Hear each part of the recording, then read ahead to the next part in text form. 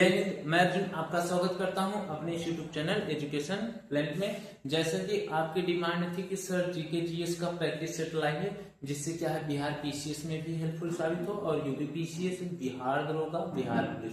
जी हाँ, चलिए देखते हैं क्या है। पहला क्वेश्चन बोल रहा है, कलर चेंज करते हैं पेन का।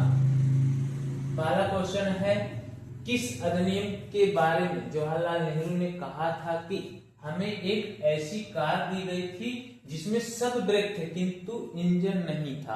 अब आप ये बताइए, ये प्रश्न कहाँ पढ़े होंगे? नहीं ना, किताब में जल्दी दिखबे नहीं कर रहा, इसलिए आप किताब का कॉन्सेप्ट पढ़ लीजिए, उसके बाद ढेर सारा प्रैक्टिस कीजिए। जितने ज्यादा प्रैक्टिस करेंगे उतने ज्यादा एग्जाम में हेल्पफुल साबित होगा।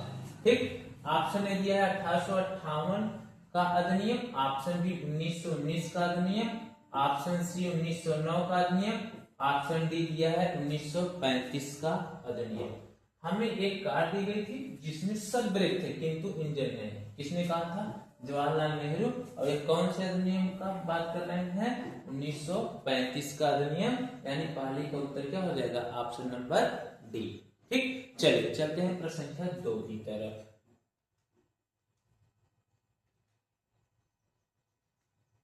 प्रश्न संख्या 2 क्या है? देखो, ऊर्जा के स्रोत जो कार्बन उत्सर्जन में वृद्धि नहीं करते हैं में शामिल है। मतलब कार्बन उत्सर्जन में वृद्धि नहीं करते हैं, इसका मतलब कार्बन निकालते नहीं। ठीक, ऑप्शन ए दिया है पवन चक्कियां, ऑप्शन बी दिया है उपयुक्त में से एक से अधिक, ऑप्शन सी दिया है सौर ऊर्जा, ऑप्शन डी दिया है नाभिकीय ऊर्जा संयंत्र। ठीक ना? तो देखिए, ऐसे जो अक्षय ऊर्जा है वही क्या है? कार्बन उत्सर्जन वृद्धि नहीं करेंगी। तो आपका उत्तर ए भी हो जाएगा, सी भी हो जाएगा, इसलिए आपका ऑप्शन नंबर बी करेक्ट होगा। उपयुक्त में से एक से अधिक ऑप्शन सही है। ठीक, चलिए चलते हैं प्रश्न संख्या 3 की तरफ।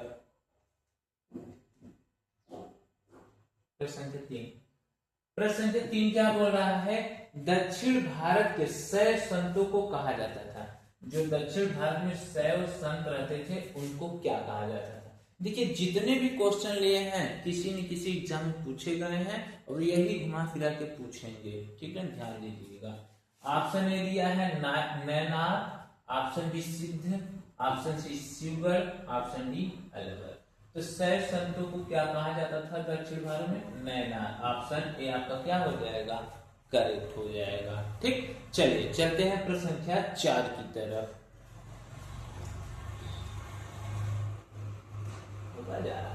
प्रश्न संख्या 4 क्या है? देखो, बिहार में सामाजिक कार्य के लिए वर्ष 2022 के पद्मश्री पुरस्कार से किसे सम्मानित किया गया? ये यूपीएससी एओ 2021 में यानी करंट अफेयर्स है। इससे आपको यह अनुमान लग जाएगा कि आने वाले एग्जाम में इस टॉपिक से करंट अफेयर्स जो होंगे पूछे जाएंगे। ऑप्शन ए दिया है आचार्य रामकृष्ण, ऑप्शन बी आचार्य नजमा अख्तर, ऑप्शन सी आचार्य विश्वनाथ, ऑप्शन डी आचार्य चंद नाजी।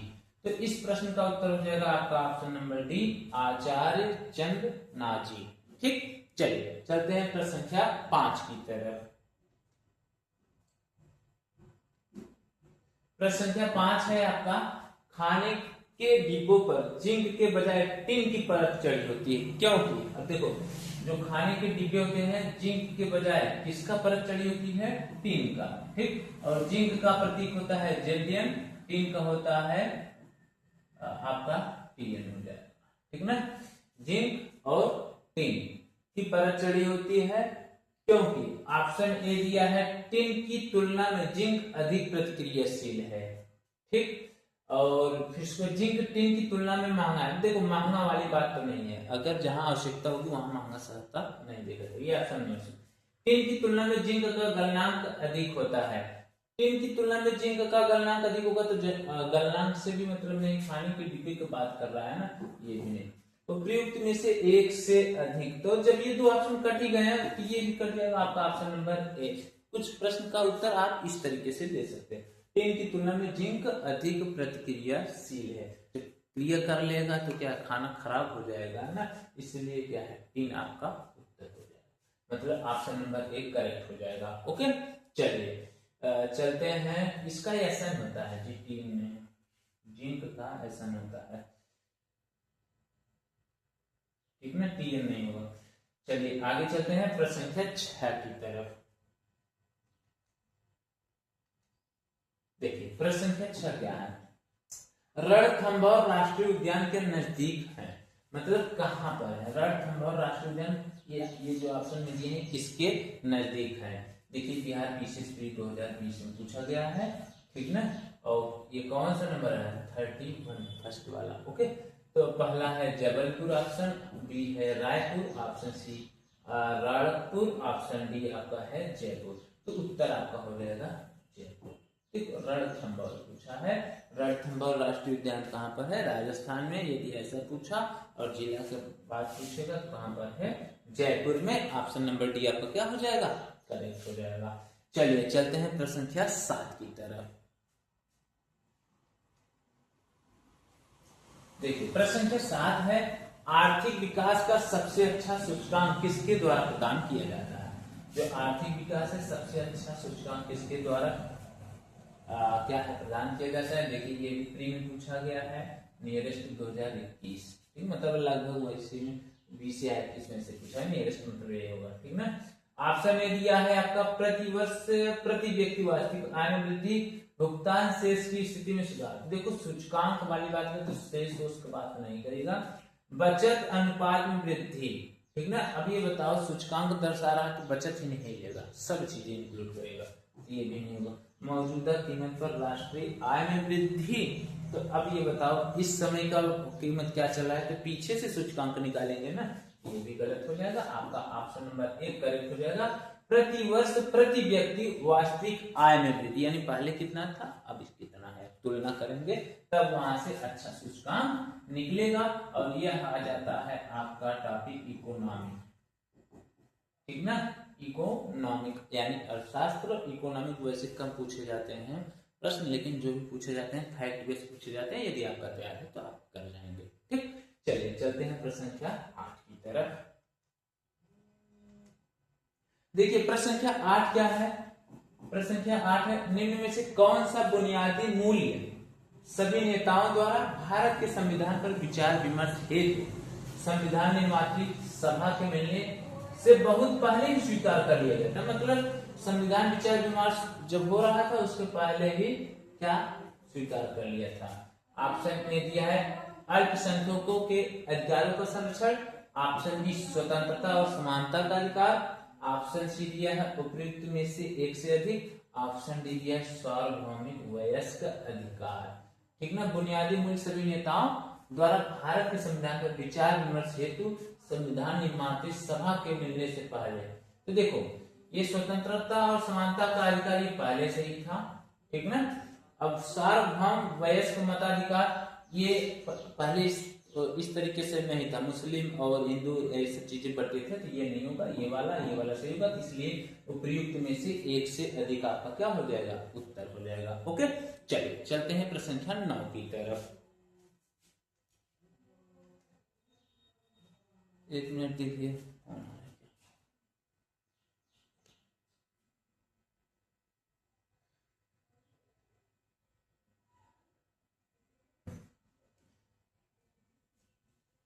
चलिए फोन आ रहा है उठा लेते हैं। हाँ हेलो,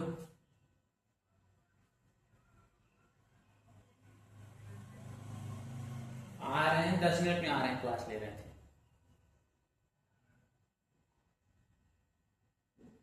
तो चलिए प्रश्न संख्या 9 क्या है, प्रश्न संख्या 9 है, देखिए भाई फोन तो बहुत जरूरी है, किसी का भी उठा लीजिए, ठीक है। पढ़ना भी जरूरी है, पढ़ाना भी जरूरी है, सब चीज जरूरी है, लेकिन माता पिता किसी का फोन होना है तो रिसीव कर लो, दोस्त मित्र सब कर, क्योंकि लाइफ भी तो जीना है ना, पढ़ना है, पढ़ाना है, पैसा कमाना, सब चीजें। ऐसा नहीं है नौकरी पाकर पैसा कमाना किसी सबको बोले, ऐसा नहीं, ठीक ना। आपके अंदर मानवता होनी चाहिए, ठीक। प्रश्न संख्या 9 है, उच्चतम न्यायालय का न्यायाधीश अपना पद कार्यकाल समाप्त होने से पूर्व अपना इस्तीफा इनमें से किसको सौंपता है। तो देखो उच्चतम न्यायालय वाली बात की है, आप यदि ऑप्शन ना देखें तब भी राष्ट्रपति मान दीजिए, ठीक है ना। किसको सौंपता है इस्तीफा, राष्ट्रपति को, ऑप्शन नंबर डी। चलिए प्रश्न संख्या 10 की तरफ चलते हैं।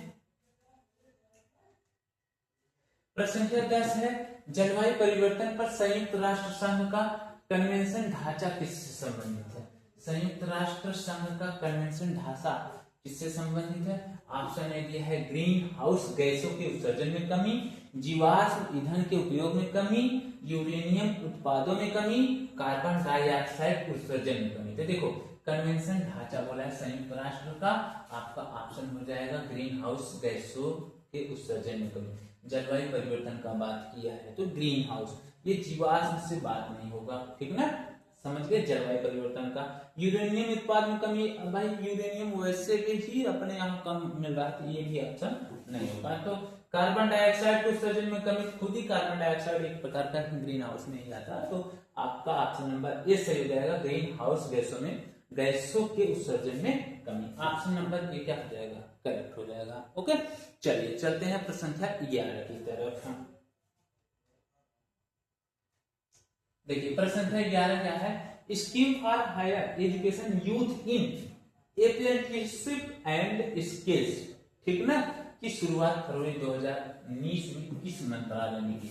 तो देखिए ये 2019 का करंट अफेयर्स है, लेकिन मैंने इसलिए इसको ले लिया कि क्योंकि यह क्या है करंट अफेयर्स, मान लो करंट अफेयर्स फिर उसी चीजें टॉपिक पे आ जाता है कोई चीजें, तो फिर वह पीछे का प्रश्न पूछ सकता है, इसलिए इसको ले लिया गया। ऑप्शन ए दिया है कौशल विकास एवं उद्यमिता, ऑप्शन बी विज्ञान एवं प्रौद्योगिकी, ऑप्शन सी दिया है मानव संसाधन विकास, ऑप्शन डी उद्योग एवं वाणिज्य। तो देखिए ये शुरुआत फरवरी 2019 किस मंत्रालय द्वारा? मानव संसाधन विकास द्वारा किया गया था। तो 11 का ऑप्शन नंबर सी क्या हो जाएगा? करेक्ट हो जाएगा। चलिए चलते हैं प्रश्न संख्या 12 की तरफ। तो देखिए प्रश्न संख्या 12 क्या कर रहा है? चलो यार चलो तेज। चलिए प्रश्न संख्या 12 क्या है? निम्नलिखित में से कौन सा जोड़ा सही सुमेलित नहीं है? तो देखो महेंद्रगिरी आंध्र प्रदेश दिया है, दोदा बेट्टा तमिलनाडु में, चलिए गोरखनाथ गुजरात में, गुरु शिखर राजस्थान में। तो देखिए अब आपको नहीं पता है कि कौन सा सुमेलित नहीं, तो ये पता है कौन कौन सुमेलित है, उसको निकाल लीजिए, बाकी जो नहीं होगा कट हो जाए। गुरु शिखर राजस्थान में, ये तो बात सही है।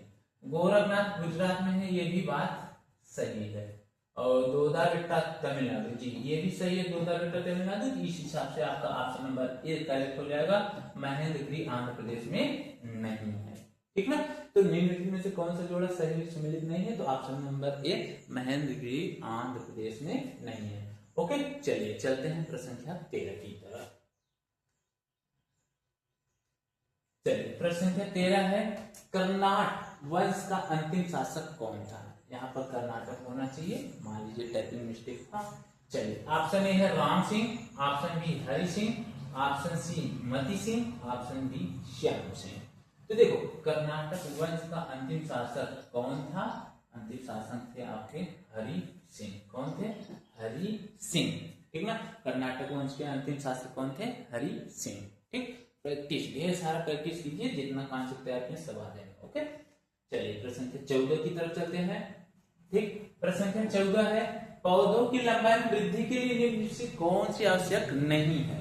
मतलब पौधों की लंबाई में वृद्धि करना है और इनमें से कौन सा आवश्यक नहीं? पहला फास्फोरस, दूसरा सोडियम, तीसरा कैल्शियम, चौथा नाइट्रोजन। देखो ये जो सोडियम है, सोडियम Na होता है, सोडियम पौधों के लिए जरूरी नहीं है, यानी ऑप्शन नंबर बी क्या हो जाएगा आपका?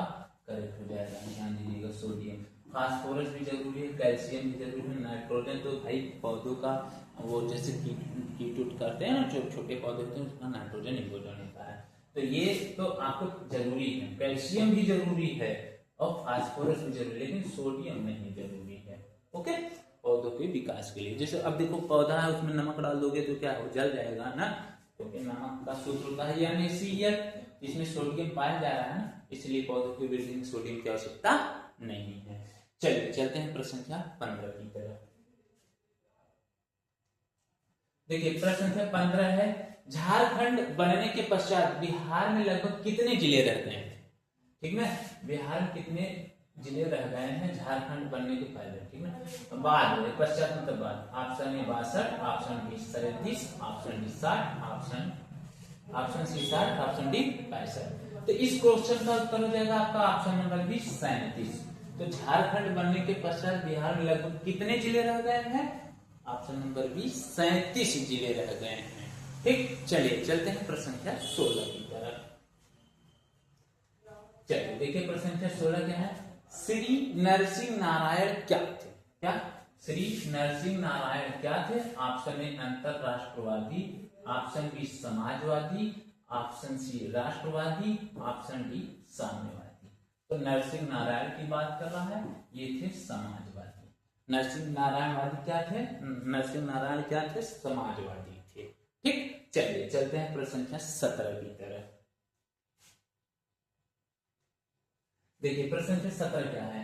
बद्रीनाथ धाम किस राज्य में स्थित है? बद्रीनाथ धाम किस राज्य में स्थित है? ऑप्शन ए दिया है Uttarakhand, option B Himachal Pradesh, option C Assam, option D Uttar Pradesh. तो बद्रीनाथ आप सीधा जानते हैं उत्तराखंड में है, ठीक ना।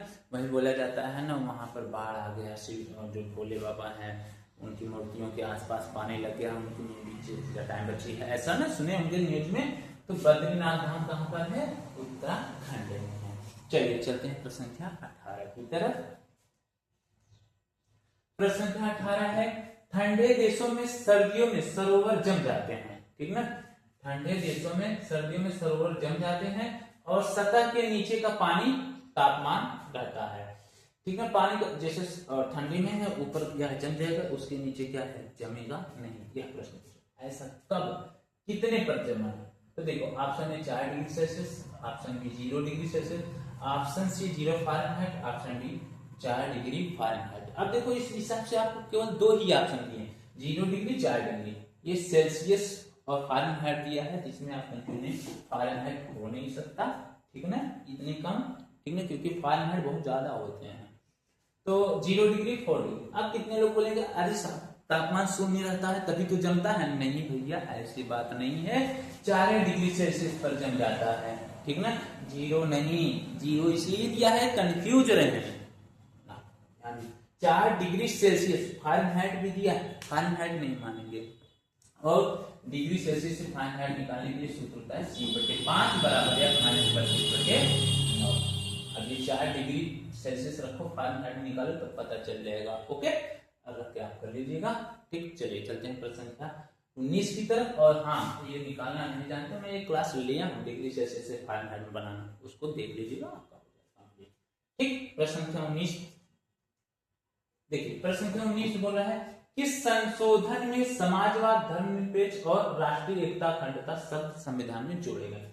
कौन सा संशोधन? इनमें से कोई नहीं। ऑप्शन ए 42वां संशोधन, ऑप्शन बी 52वां, ऑप्शन डी 44 तो होगा नहीं, और इनमें से कोई भी नहीं होगा। क्यों अभी दिखाते हैं, ये 42 नंबर होंगे। ठीक, किस संशोधन समाजवाद, धर्मनिरपेक्ष, राष्ट्रीय एकता एवं अखंडता शब्द संविधान में जोड़े गए थे? 42वां संविधान संशोधन में जोड़ा गया था। आपका ऑप्शन नंबर बी करेक्ट हो जाएगा। ठीक, चलिए चलते हैं प्रश्न संख्या 20 की तरफ। प्रश्न संख्या 20 है पूर्व में बंगाल का दुख। बंगाल का दुख पूर्व में किसे कहा जाता है? ऑप्शन ए दामोदर नदी, option B Barakar, option C Swarna Rekha, option D Mayurakshi.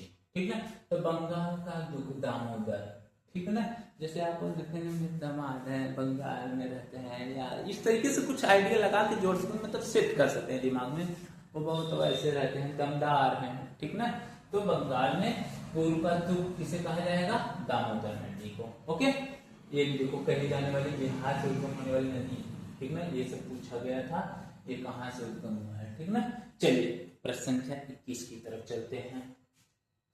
अब कुछ लोगों के दिमाग में ये आया होगा सर जी कितना प्रश्न है? 25 प्रश्न है जी, 21वां नंबर पहुंच ही गए हैं।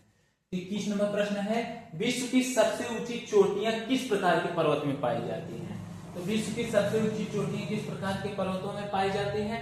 ऑप्शन ए ब्लैक पर्वत, ऑप्शन बी नवीन मोड़दार पर्वत, ऑप्शन सी अवशिष्ट पर्वत, ऑप्शन डी प्राचीन मोड़दार पर्वत। तो देखो सबसे ऊंची चोटियां कहाँ पाई जाती हैं? नवीन मोड़दार पर्वत में, ठीक है ना।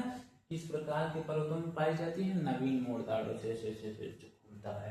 ठीक, तो चलिए प्रश्न संख्या 22 की तरफ चलते हैं। प्रश्न संख्या 22 है आपका भारत में खाद्य प्रबंधन का निम्न में से कौन सा एक उद्देश्य नहीं है? देखो यहाँ पर नहीं है ये प्रश्न पढ़ के एग्जाम में उत्तर करिएगा। भारत में खाद्य प्रबंधन का निम्न में से कौन सा एक उद्देश्य नहीं है? ऑप्शन ए खाद्यान्नों के बफर स्टॉक का रख रखाव, ऑप्शन बी खाद्यान्नों का वितरण, ऑप्शन सी खाद्यान्नों का निर्यात, ऑप्शन डी खाद्यान्नों की खरीद। तो देखो भारत में खाद्यान्न प्रबंध मतलब इकट्ठा करना, तो जब निर्यात कर दोगे तो भेज दिए ना, तो यही आपका उत्तर हो जाएगा। उद्देश्य नहीं निर्यात, निर्यात करना मतलब इकट्ठा नहीं कर रहे हैं भाई, भेज दे रहे हैं, आपके यहाँ कमी हो रही है। ओके, तो आप ऐसे ही पकड़ सकते निर्यात और खरीद से, खरीद रहे हैं यानी इकट्ठा कर रहे हैं, खरीद के लाइन रखेंगे ना, निर्यात मतलब भेज दे रहे हैं। ओके, चलिए प्रश्न संख्या 23 की तरफ चलते हैं। चलिए प्रश्न संख्या 23, प्रश्न संख्या 23 है निजामुद्दीन औलिया किस सूफी संप्रदाय के अनुयायी थे? Option A Chishti, option B Suhrawardi, option C Qadri, option D Naqshbandi. Nizamuddin Auliya किस सूफी संप्रदाय के अनुयायी थे? चिश्ती, ठीक ना, किस सूफी संप्रदाय के अनुयायी थे? चिश्ती सूफी के अनुयायी थे, ठीक ना, ऑप्शन ए करेक्ट हो जाएगा। ओके, चलिए प्रश्न संख्या 24 की तरफ चलते हैं। प्रश्न संख्या 24 है सह्याद्री श्रेणी का अन्य क्या नाम है? ठीक, ऑप्शन ए बृहद हिमालय, ऑप्शन बी शिवालिक श्रेणी, ऑप्शन सी पश्चिमी घाट, ऑप्शन डी पूर्वी घाट। ये सब प्रश्न अगर पूछे जाते हैं ना, कंफ्यूज करके रख देता है, तो इसको बार बार प्रैक्टिस करने की जरूरत है। ऑप्शन बी सी आपका करेक्ट हो जाएगा, पश्चिमी घाट। सह्याद्री श्रेणी का अन्य नाम क्या है? पश्चिमी घाट। ओके, चलिए प्रश्न संख्या 25 की तरफ चलते हैं। प्रश्न संख्या 25 है झारखंड कैसल ओवर ग्रेप्स के लेखक हैं? ऑप्शन ए उपयुक्त में से कोई नहीं, option B Shibu Soren, option C Shailendra Mahato, option D Victor Das. तो देखो झारखंड कैसल ओवर ग्रेप्स के बारे में बात कर रहा है, इसका उत्तर हो जाएगा विक्टर दास, ठीक ना। तो आज क्लास हम यहीं पर समाप्त करते हैं। जैसा कि आपको बताया गया था, प्रैक्टिस सेट स्टार्ट हो गया है और आपको डेली 1 से 2 प्रैक्टिस सेट दिए जाएंगे। आप इसको प्रैक्टिस करते रहिएगा, आपका जीके स्ट्रांग हो जाएगा। चलिए मिलते हैं अगले प्रैक्टिस सेट में, तब तक के लिए जय हिंद।